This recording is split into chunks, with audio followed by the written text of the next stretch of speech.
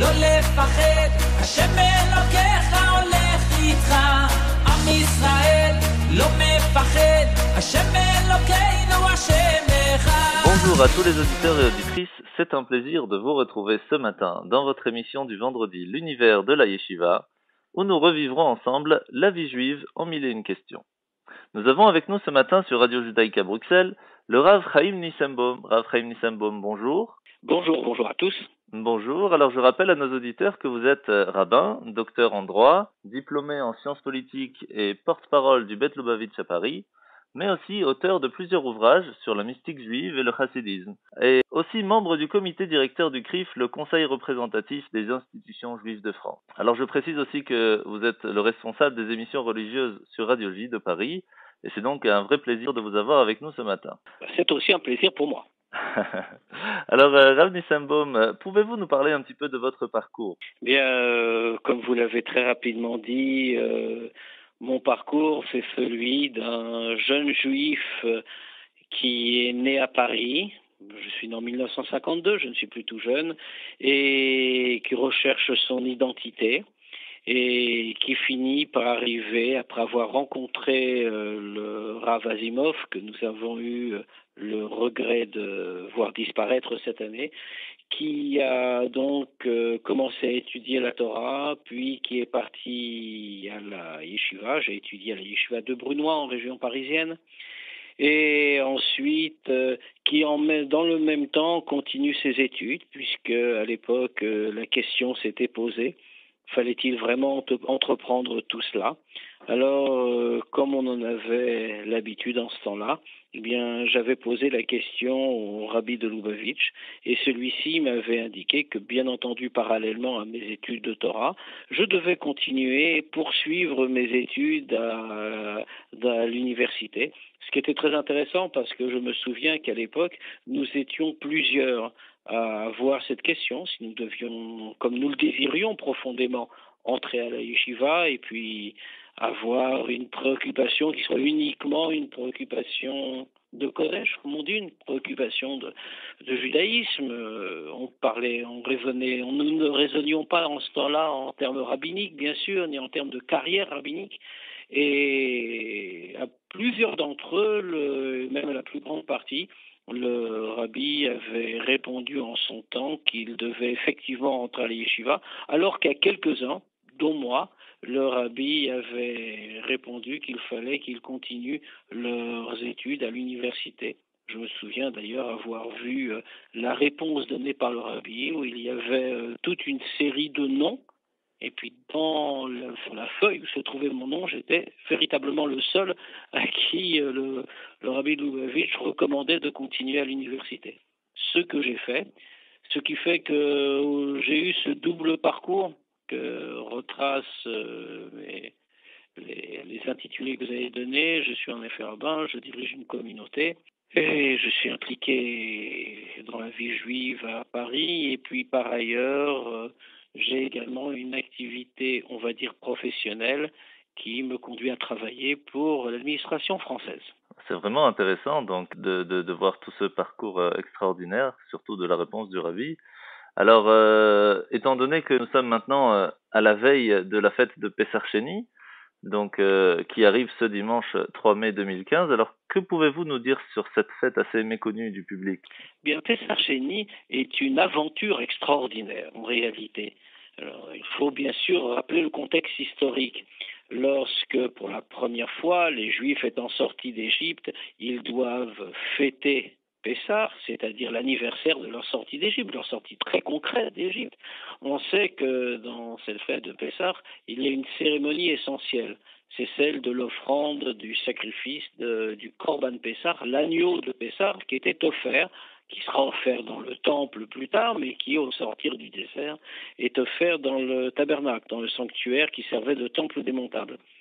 Et puis, un certain nombre de personnes, des Juifs, qui auraient dû offrir ce sacrifice, ne pouvaient pas le faire pour des raisons d'impureté rituelle.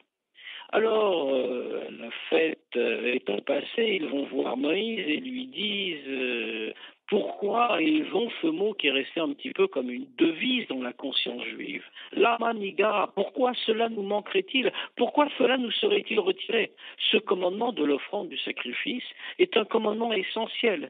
Il marque un attachement infini avec Dieu. Pourquoi nous n'aurions-nous pas droit à ce privilège? Alors Dieu pose la question, on répond à la question posée par Moïse, que Moïse a transmise. Je vais reprendre cette phrase. Alors Moïse pose la question à Dieu, et Dieu lui répond, eh bien, ils ont raison. Il y a une seconde chance. Un mois plus tard, cela s'appellera le deuxième Pessah. Alors on y mangera du Hametz, on ne devra pas faire toutes les cérémonies qui caractérisent la fête de Pessah. Toutefois, l'essentiel, le sacrifice de cet agneau pourra être fait ce jour-là pour ceux qui se trouvaient dans cette situation.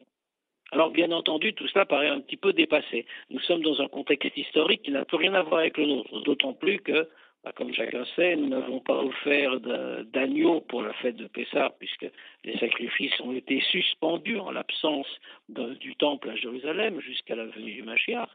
Donc tout cela n'a qu'une signification spirituelle. Mais cette signification spirituelle est essentielle, dans la mesure où justement la revendication de ces Juifs porte très loin. Que disent-ils? Ils disent: nous regrettons, nous allons perdre quelque chose d'essentiel. Or, nos commentateurs vont très loin, puisque le texte de la Torah dit: ils étaient impurs ou ils étaient trop loin du sanctuaire pour pouvoir arriver à temps pour le sacrifice. Et d'ajouter, ils étaient peut-être dans cette situation-là tout à fait volontairement. Ils n'avaient pas fait attention à leur état d'impureté. Ils n'avaient pas fait attention à leur éloignement. Autrement dit, ils étaient responsables. On aurait pu s'attendre à ce qu'on leur dise: eh bien c'est trop tard, vous le ferez l'année prochaine. Or, la demande de ces Juifs, parce que formulée d'un cœur ardent, avec la plus grande sincérité, la plus grande conviction, change les choses. Tout à coup, alors que tout semblait perdu spirituellement pour eux, il y a maintenant quelque chose qui arrive, il y a quelque chose à faire. Et c'est un message extraordinaire, parce que finalement, ça signifie que quel que soit le cas, il y a toujours une seconde chance. Rien n'est jamais définitivement perdu. Alors ce Pessah Sheni, bien sûr, nous n'allons pas offrir d'agneau. Oui. On le marque, il y a des coutumes qui veulent que ce jour-là, dimanche, donc, on mange de la matzah pour rappeler que c'est un petit Pessah. Mais malgré tout, nous allons revivre ce message. Et nous aussi, nous pouvons ressentir cette demande ardente, la manigara. Pourquoi devons-nous perdre quelque chose? Pourquoi cela nous serait-il retiré? Et c'est là une idée qu'il importe de vivre et de transmettre en réalité. C'est vraiment le message, on peut se rattraper, on peut vraiment revenir sur ses origines, on va dire. Mais il y a aussi une autre mitzvah qui est aussi identique, qu'on peut rattraper à chaque personne, c'est la Brit Mila. Elle aussi, on peut le faire à tout âge. Alors, absolument. Quel lien ont-ils ces deux mitzvot? Bien, le Pessah et la Brit Mila ont véritablement un lien profond. De quoi s'agit-il dans les deux cas? Dans les deux cas, il s'agit d'une alliance éternelle. Souvenons-nous, lorsque l'agneau a été sacrifié le soir de la sortie d'Égypte, eh bien, les Juifs ont d'abord dû pratiquer la Brit Mila, la circoncision qu'ils n'avaient pas pratiquée pendant le temps de la servitude en Égypte, pour diverses raisons. Il fallait réaliser ce premier lien éternel avant de réaliser le second. Le sacrifice de Pessah, la fête de Pessah, et ce sens-là, même en l'absence de sacrifice, subsiste. La fête de Pessah, c'est une fête d'infini en réalité. Le mot Pessah nous l'indique. Pessah vient du verset de la Torah, Dieu Passar, al-Bate Avotenu. Dieu a sauté par-dessus les maisons juives pour frapper les Égyptiens qui voulaient retenir le peuple juif en esclavage. Mais l'idée de sauter va au-delà de ce simple caractère tout à fait circonstanciel. L'idée de sauter, c'est une manière de progression. Il y a deux manières de s'élever. On peut s'élever en montant les échelons d'une longue échelle. Dans ce cas-là, l'élévation est progressive. Mais on comprend bien que même une fois qu'on sera parvenu au dernier échelon, on aura toujours un lien avec le premier. C'est de la même échelle qu'il s'agit. Alors que lorsqu'on progresse en une manière de saut, on dépasse tous les degrés, on transcende l'ensemble des degrés pour atteindre à l'infini. La Brit Mila donne l'éternité, le Pessah donne l'infini, et bien tous les deux sont des choses qui ne peuvent jamais disparaître. Il y a toujours un moyen de faire. Et je voudrais insister sur l'idée qu'on a dite. Ce n'est pas simplement qu'on peut rattraper, c'est qu'en réalité, il n'y a aucune exception à cette possibilité. Non seulement on peut toujours rattraper, mais quiconque peut toujours rattraper. Il lui suffit de ressentir cette nécessité du rattrapage en réalité. Demandant à Dieu de tout son cœur, il est sûr d'être entendu. Eh bien, c'est magnifique, donc, cette explication sur Pessar Sheni. Alors, je rappelle donc à nos auditeurs que Pessar Sheni, cette année, ce sera ce dimanche 3 mai, et donc il faudra, comme le Rav Nissenbaum nous l'a précisé, manger de la matzah en l'honneur de cette fête. Et bien sûr, le message qui est donc de pouvoir se rattraper, de pouvoir toujours demander pardon, de pouvoir toujours évoluer. Et nous vous remercions, Rav Nissenbaum, pour ces détails. Nous allons faire maintenant une petite pause musicale et à tout de suite.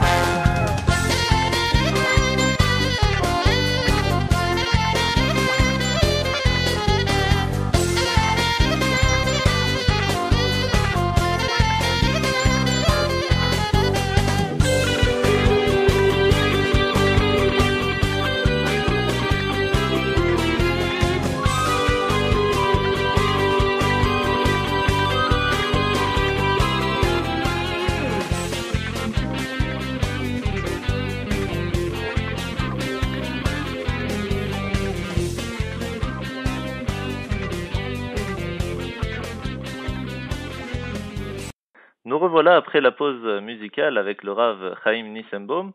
Alors, nous avons parlé il y a quelques instants de cette magnifique fête de Pessar Sheni, de cette deuxième chance qui nous est donnée à chaque instant de notre vie. Pourtant, on dit qu'à Pessar Sheni, il y a une mémoire qui est à rappeler, celle de Rabbi Meir Baal Hanes. Sa Hiloula, sa disparition de son monde physique, tombe vraiment le même jour de Pessar Sheni. Y a-t-il un lien précis entre les deux ? Bien, le décès d'un de nos grands maîtres est toujours une date importante. Le fait qu'il tombe Pessar Sheni est toujours significatif, bien sûr. Rabbi Meir, est surnommé Baal Hanes, on le sait. Tout à fait. Il est surnommé Baal Hanes, c'est-à-dire le maître du miracle. Le maître du miracle, c'est une très grande idée. Qu'est-ce que cela signifie ? Bien, ça nous rappelle une anecdote qui est citée par nos textes. Rabbi Meir avait vu sa nièce emmenée par l'occupant romain. Il a vécu cette époque terrible où les Romains occupaient la terre d'Israël. Et donc il avait vu sa nièce enlevée par les Romains et craignait pour elle, bien entendu, et à juste titre. Alors il avait voulu la faire libérer et il avait été voir son geôlier, nous dit-on. Et le geôlier, un Romain, bien entendu, même lorsque Rabbi Meir lui avait offert une somme d'argent qui, à l'époque, était une petite fortune, le geôlier en question avait dit, écoute, je serai prêt à la laisser partir pour cette somme-là. Mais vois-tu, ensuite, comment vais-je justifier son absence de la cellule? Comment ferais-je? Je serais moi-même puni et condamné à mort. À quoi me servirait tout cet argent? Alors, Rabbi Meir lui dit, eh bien, lorsqu'on t'interrogera, si tu ne peux pas t'en sortir, tu diras cette phrase, Elaka de Meir Anena, Dieu de Meir, c'est-à-dire de Rabbi Meir, réponds-moi, aide-moi. Le geôlier est un petit peu incrédule. Qu'est-ce que cela fera? On le comprend. Et alors Rabbi Meir lui dit, fais l'expérience. L'homme, pour monter la garde, avait un énorme chien, une véritable bête féroce. Et donc, Rabbi Meir lui dit, lâche ton chien sur moi. Ne t'inquiète pas, tout ira bien. Et donc, le Romain, qui n'a pas grand-chose à perdre, le fait. Il lâche son chien, le lance sur Rabbi Meir, et alors que le chien est prêt à le dévorer, Rabbi Meir proclame cette phrase, Elaka de Meir Anena, Dieu de Meir, réponds-moi, aide-moi. Et le chien s'arrête brutalement. Ce que voyant, le geôlier a fait ce qu'on lui demandait, effectivement, il ne lui est rien arrivé. Autrement dit, c'est ce que l'on appelle dans la tradition juive un Yom Zgoula, un jour propice, un jour favorable, qui porte en lui-même une puissance. Imaginons par exemple que quelqu'un se dise le jour de Pessar Sheni est un jour qui est important, que la tradition juive désigne, comme on vient de le dire, mais après tout, suis-je vraiment capable d'en tirer tout le profit possible? Le fait que ce soit la Iloula de Rabbi Meir rajoute à sa puissance et montre que véritablement il est possible d'en tirer l'aide spirituelle autant qu'il est nécessaire. Et ne nous méprenons pas, lorsqu'on parle d'aide spirituelle, eh bien, ça n'a pas que des conséquences dans on ne sait quel monde très élevé qui nous est totalement inconnu et inconnaissable. L'aide spirituelle, c'est également la condition de l'aide matérielle. Autrement dit, nous avons un jour qui est pétri de la recette du bonheur matériel parce qu'il est pétri de la recette du bonheur spirituel. Et les deux vont obligatoirement ensemble. Ainsi, en prenant appui sur ce deuxième Pessah et sur Rabbi Meir, nous sommes sûrs que le monde ne sera pas tout à fait le même. Il suffit que nous le voulions. Bezrat Hashem. Eh bien, Rav Chaim Nissanbaum, c'était un plaisir d'être avec vous ce matin. Pourriez-vous quand même nous préciser un détail sur Pessar Sheni? Donc, la fête de Pessar, on mange, bien sûr, comme on le dit dans le Manish Tana, que de la matzah et pas de chametz. Et pourtant, à Pessar Sheni, on peut manger les deux, ensemble. Comment est-il possible? Alors, bien entendu, c'est ce que nous enseigne le texte même de la Torah. Mais il y a là, malgré tout, un élément spirituel qu'il faut peser. C'est que, qu'est-ce que c'est que le chametz? Pourquoi est-il condamné avec tant de fermeté pendant la fête de Pessah? Ben parce que le chametz, c'est une pâte qui est faite d'eau, de farine, elle n'a rien fait de mal à la limite. D'ailleurs, soulignons-le, la matzah aussi est faite d'eau et de farine. Mais quelle est la différence entre les deux? C'est que la pâte faite d'eau et de farine gonfle. Le chametz, c'est ce qui se gonfle d'air, qui n'a aucun mérite, qui ne représente rien. Il gonfle par lui-même. Cela représente, nous disent nos commentateurs, cela représente l'orgueil, c'est-à-dire la conscience de sa propre importance et de sa propre existence, alors que tous nos désirs devraient nous ramener à Dieu. Alors, c'est quelque chose de tout à fait détestable, parce que finalement, cette forme d'orgueil, c'est presque une forme d'idolâtrie de soi-même. Donc, il est banni à Pessah.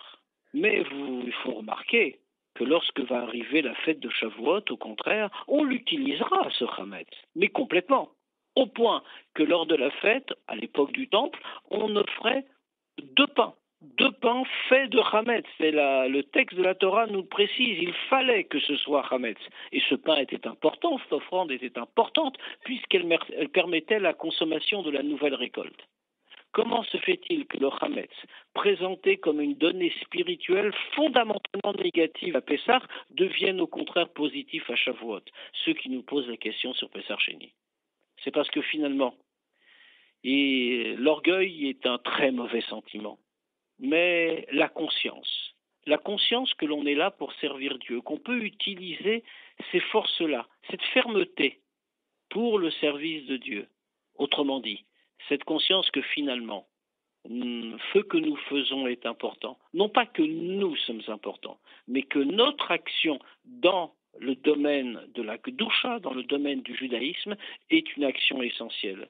Que, comme le dit le Talmud, c'est pour chacun d'entre nous, chacun est tenu de dire que c'est pour lui que le monde a été créé. Eh bien, avoir ce type d'orgueil qui n'en est pas vraiment, cela c'est un Hametz positif. Alors le jour de Pessah Sheni, eh bien nous mêlons les deux. Nous avons la matzah plate, fine, qui représente plus que la soumission, l'effacement de soi devant l'existence de Dieu, devant la providence divine, mais nous avons en même temps la fermeté et la conscience qui nous permettent de le mettre en œuvre. Eh bien, merci beaucoup, Rav Chaim Nissenbaum, pour toutes ces explications. Merci de votre disponibilité. Et je vous souhaite de tout cœur une bonne continuation, un bon Shabbat, un bon Pessah Sheni, et déjà de recevoir la Torah Besimcha ou Bepnimiut à la fête de Shavuot que vous avez citée. Et nous vous souhaitons la santé pour toute la famille et que vous puissiez continuer toutes ces grandes missions dans la joie Bezrat Hashem. Bezrat Hashem, merci beaucoup à vous également et puis à tous les auditeurs, bien sûr. Bien sûr, merci encore et au plus vite à Jérusalem avec Mashiach. Amen, à très bientôt. Shalom.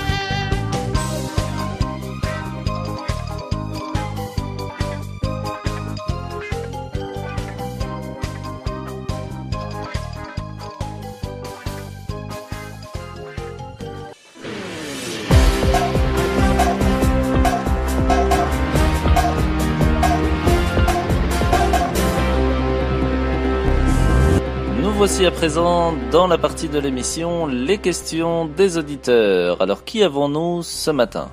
Bonjour mademoiselle, comment tu t'appelles? Elia. Bonjour Elia, alors tu as une question? Oui. Est-ce qu'il est plus simple de réviser seul ou à deux? Apprendre seul ou à deux?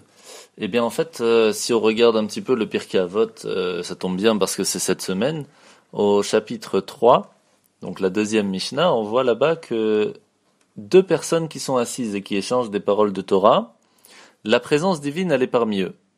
Pourtant on voit que même si une personne elle est seule pour étudier la Torah, c'est quand même écrit que Dieu lui réserve une récompense. Alors quelle est la différence? Alors on voit à la lumière de cette Mishnah que lorsque deux personnes étudient ensemble, la présence divine, donc la Shrina, qui est un niveau de révélation énorme, qui dépasse même les limites de l'effort de l'homme, elle vient les habiter. Par contre, lorsqu'une personne elle étudie seule, elle reçoit bien sûr une récompense, puisqu'elle fait une bonne action. Mais c'est limité. Quelle différence? Eh bien, la différence, elle vient du fait qu'une personne, quand elle communique avec une autre, elle dépasse ses propres limites, puisqu'elle sort de son cadre personnel. Et c'est pourquoi étudier au pluriel avec une autre personne, ça a le pouvoir d'attirer la révélation de Dieu à ce moment-là. Par contre, lorsqu'une personne elle étudie seule, c'est sa compréhension. Ça va pas plus loin, ça dépasse pas les limites de sa propre intelligence. Et donc automatiquement, sa récompense est plus petite. Donc pour résumer, c'est mieux d'apprendre à deux que d'apprendre seul. Et bien très simplement, parce que quand je vais ouvrir un livre, commencer à réviser, commencer à essayer de comprendre, si je suis seul, le maximum de compréhension où je peux arriver, c'est le mien. Par contre, à partir du moment où je commence à réfléchir et je donne mes avis à quelqu'un d'autre et que lui me donne son avis, on peut arriver à quelque chose de tout à fait nouveau, à une nouvelle compréhension, puisque nous sommes deux à réfléchir. Et donc, si vraiment on veut connaître la vérité, si vraiment on veut s'approfondir sur un sujet, on veut vraiment pas seulement le connaître, mais le savoir, l'acquérir, alors c'est beaucoup mieux si on apprend à deux. Eh bien voilà Elia, j'espère que j'ai répondu à ta question. Est-ce qu'il y a d'autres personnes qui auraient des questions? Alors jeune homme, comment tu t'appelles? Eli. Enchanté Eli, alors tu as une question à nous poser. Oui, c'est quoi la Seudat Oda? Une Seudat Odaya. Alors c'est une bonne question, Seudat Odaya c'est à partir du moment où une personne est sortie d'un danger, ou alors qu'il a connu une grande réussite, alors c'est bien de faire une Seudat Odaya, pour en fait un banquet de remerciements. On remercie Akadosh Baruch Hu, on remercie Dieu qui nous a donné ceci ou cela. Alors c'est pas du tout une obligation, c'est une bonne habitude qui consiste à reconnaître le bien que Dieu nous a fait. Est-ce que c'était une Seudat Mitzvah? Alors oui, c'est une Seudat Mitzvah, tout à fait. On le voit dans le Mishnah Bura, que c'est une Seudat Mitzvah. Alors qu'est-ce que ça change, c'est une Seudat Mitzvah? C'est qu'il est bien de se laver les mains et de faire un motzi, donc de manger du pain. Et bien sûr, de faire le Birkat Hamazon à la fin. Est-ce qu'on peut faire la Seudat Oda avec ou sans le minyan? Minyan ou pas, non, on n'a pas besoin spécialement d'avoir un minyan. Par contre, c'est sûr que quand c'est une Seudat Mitzvah, c'est toujours mieux d'avoir 10 personnes, parce que quand on fait le Birkat Hamazon, eh bien, on peut faire la bénédiction à la fin, le Zimoun, en disant le nom de Dieu. Quoi qu'il en soit, plus il y a de monde, plus il y a la publication du miracle ou du remerciement est importante, c'est toujours mieux de le faire. Est-ce qu'on doit être à la synagogue? Pas spécialement à la synagogue, on peut le faire un peu où on veut, on peut louer une salle, on peut le faire chez soi à la maison. Ce qui est important, c'est de publier, de rapporter, d'expliquer, de montrer et de remercier Dieu devant sa famille, ses amis, etc. Est-ce qu'il y a une prière à faire? Alors des prières. Le déroulement en règle générale, c'est bon de remercier Dieu à un moment ou à un autre du repas pour la bonté qu'il nous a donnée. Alors certains écrivent qu'il est bon de réciter le psaume Mizmor le Toda, puisque c'est le psaume qui nous enseigne le Korban Toda, donc c'est le sacrifice de remerciement qu'on faisait au Beth Amikdash, et comme on est en train de remercier Dieu, donc c'est bien de lire ce psaume, mais il n'y a pas d'obligation à le faire. Il faut le faire en Israël ou partout? Alors que ce soit en Israël ou partout dans le monde, ça ne change rien. À partir du moment où Dieu nous a fait quelque chose de bien et qu'on veut le remercier, alors on le fait un repas de Oda'a, de remerciement pour cela. Bien voilà, j'espère que j'ai répondu à ta question. Merci encore.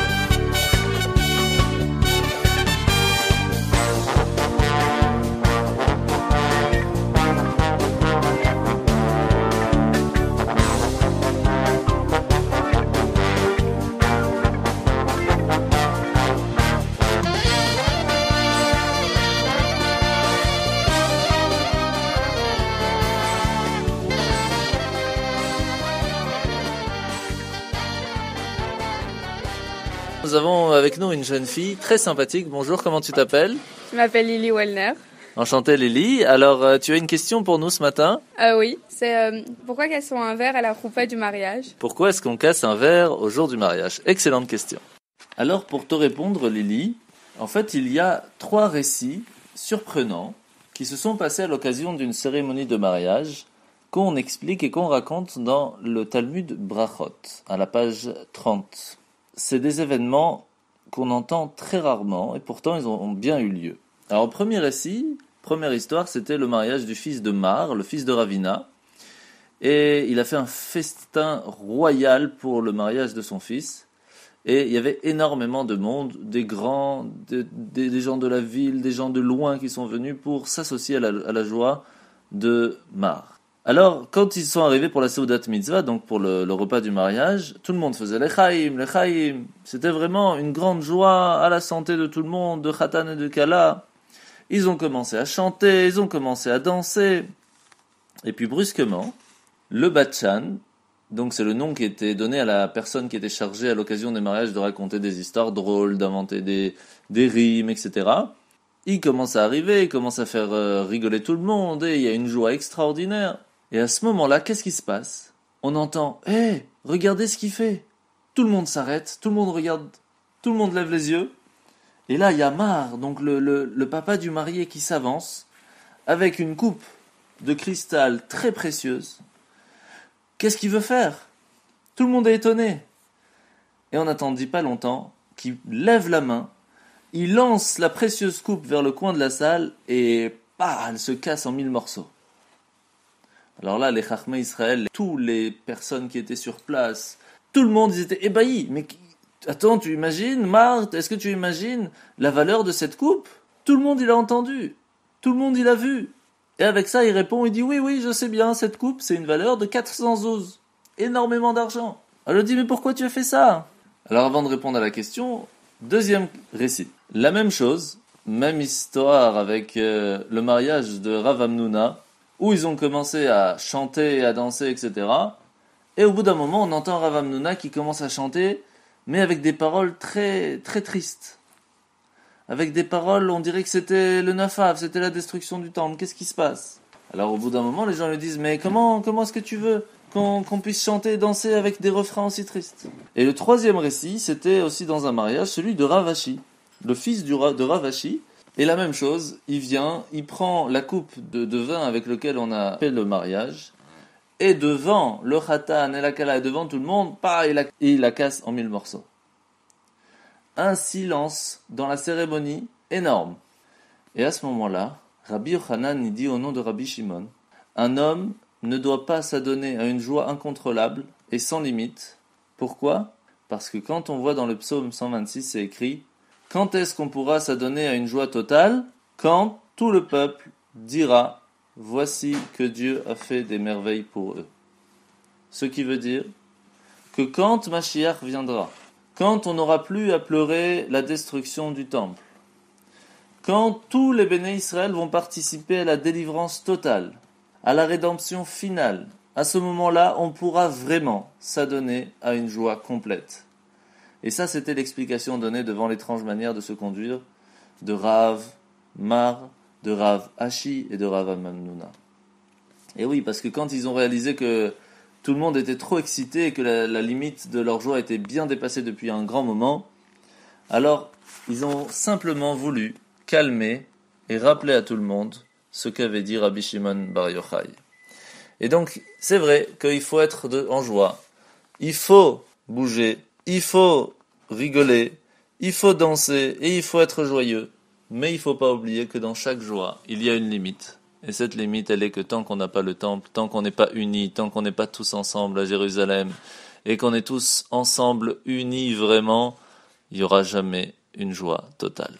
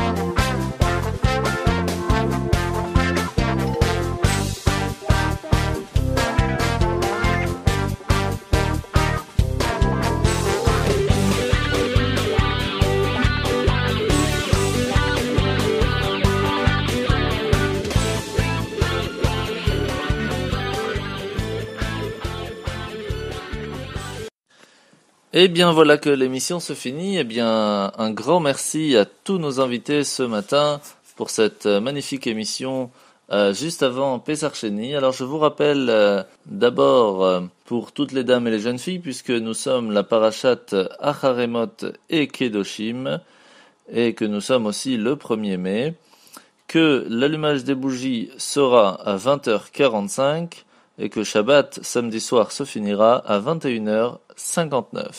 Chers auditeurs, n'oubliez pas aussi que nous sommes pendant le conte du Homer et que nous sommes ce matin, vendredi 1er mai. Alors, hier soir, nous avons donc compté le Homer et nous étions le 27e jour du Homer. Alors, disons ensemble ce conte du Homer de ce matin. Répétez après moi.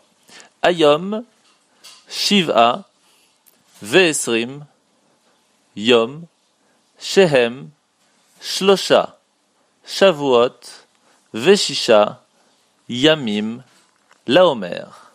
Comme vous le voyez, nous sommes bientôt au Lag BaOmer et je vous invite à venir nous écouter la semaine prochaine pour en parler. Et bien voilà, je vous rappelle aussi l'importance de Shabbat, d'aller à l'office chacun dans sa synagogue respective.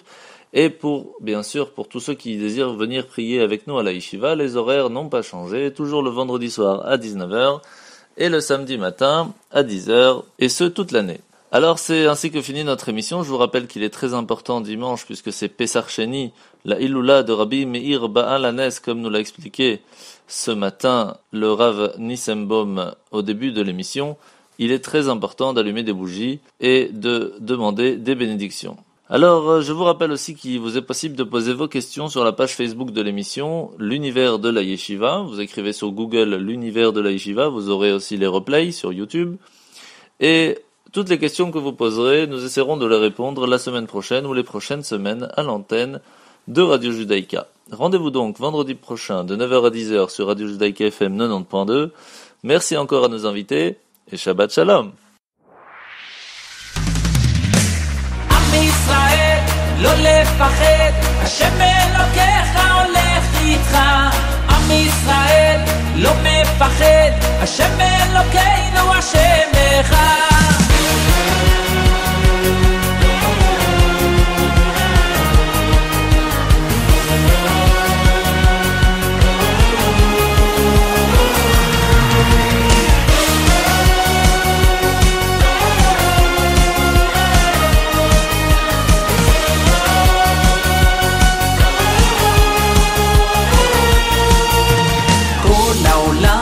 גשר צר, והעיקר לא לפחד כלל, ומלמעלה הוא שומר, צר ואויב לא יתקרב, אח לאח ויד ביד, ישראל זה עם אחד, ומלמעלה הוא עוזר, שומר שומר ישראל. עם ישראל לא לפחד, השם אלוקיך ישראל לא מפחד, השם אלוקינו השם אחד. עם ישראל לא לפחד, השם אלוקיך הולך איתך.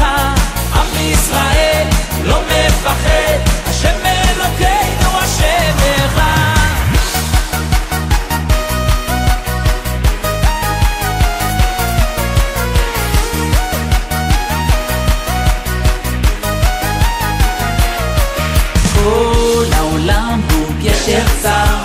והעיקר לא לפחד כלל, ומלמעלה הוא שומר, צר ואויב לא יתקרב, אח לאח ויד ביד, ישראל זה עם אחד, ומלמעלה הוא עוזר, שומר שומר ישראל.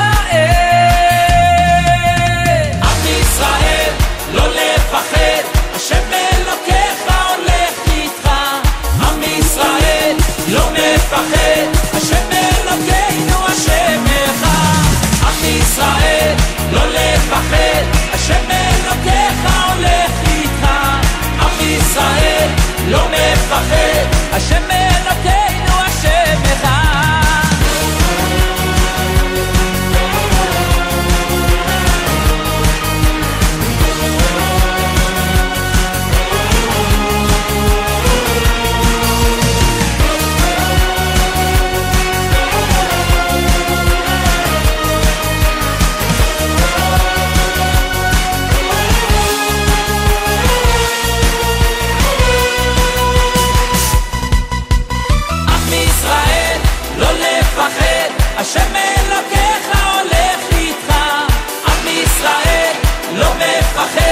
השם אלוקינו השם אחד. עם ישראל לא לפחד, השם אלוקיך הולך איתך. עם ישראל לא לפחד, השם